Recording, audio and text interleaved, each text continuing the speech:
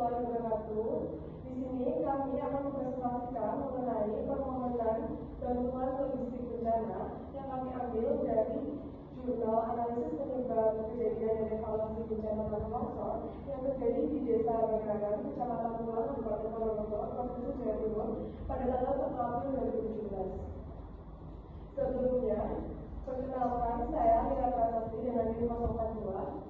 Saya Fadia Asmi dengan NIM 043.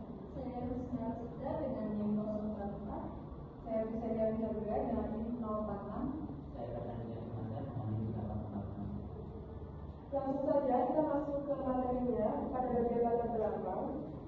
Pada bagian latar belakang sendiri, tanah longsor merupakan bencana alam yang sering terjadi di Indonesia, terutama di daerah dengan curah hujan tinggi. Salah satu contohnya yang terjadi di daerah di Desa Bagaran pada tahun 2017. Dan bencana ini terjadi disebabkan karena adanya hujan deras, kondisi lereng yang curam, dan tanah yang labil.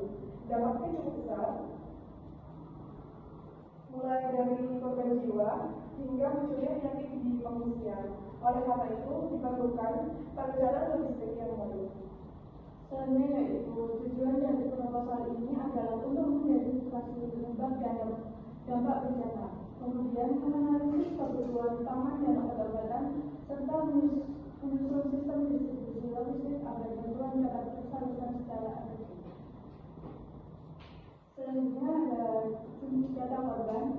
Jumlah korban terdapat sebanyak 300 orang yang terdiri dari 80 kepala keluarga, di dalamnya terdapat 40 balita, 30 lansia, dan 230 orang dewasa.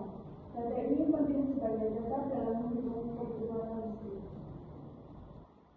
Selanjutnya ada sumber daya. Sumber daya yaitu meliputi dana desa seperti gudang logistik, kendaraan desa untuk transportasi, serta 20 relawan.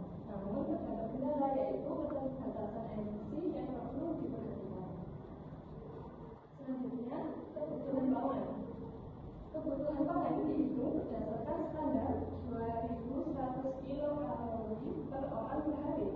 Untuk 300 orang selama 3 hari dibutuhkan 360 kg beras, 1.800 bungkus mie instan, dan 1.800 liter air. Selain itu juga disediakan lauk pauk sebanyak 300 porsi per hari. Selanjutnya kebutuhan obat.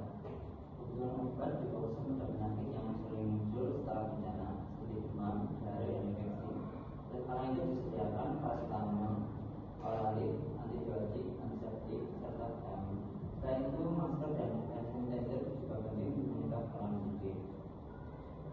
Distribusi logistik dilakukan dari posko utama ke lokasi pengungsian dengan menggunakan 2 kendaraan. Dibutuhkan sekitar 30 liter bahan bakar dan 10 relawan agar distribusi berjalan dengan transparan. Yang selanjutnya ada dokumentasi lokasi terdampak. Yang paling atas sendiri itu adalah tanah longsor di Dusun Tangkil, Desa Bagaran yang berbelok setelah menabrak bukit di bawahnya. Dan yang kedua ini ada indikasi mata air yang muncul dari badan potongan longsor dan parit dari drainase lereng. Yang selanjutnya ini ada gambaran tipologi longsoran bahan ledakan yang ke arah bawah berbelok dan berkembang menjadi aliran bahan ledakan. Dan yang terakhir yang paling sana itu ada kondisi kemiringan lereng. Dan yang paling terakhir yaitu kesimpulan, perencanaan kebutuhan logistik merupakan bagian penting dalam penanggulangan bencana, terutama pada tahap tanggap darurat. Dengan adanya perencanaan yang baik, kebutuhan dasar korban seperti pangan dan obat-obatan dapat terpenuhi dengan optimal. Nah, ini juga membantu mengurangi resiko timbulnya penyakit serta mempercepat proses pemulihan kondisi masyarakat yang terdampak bencana.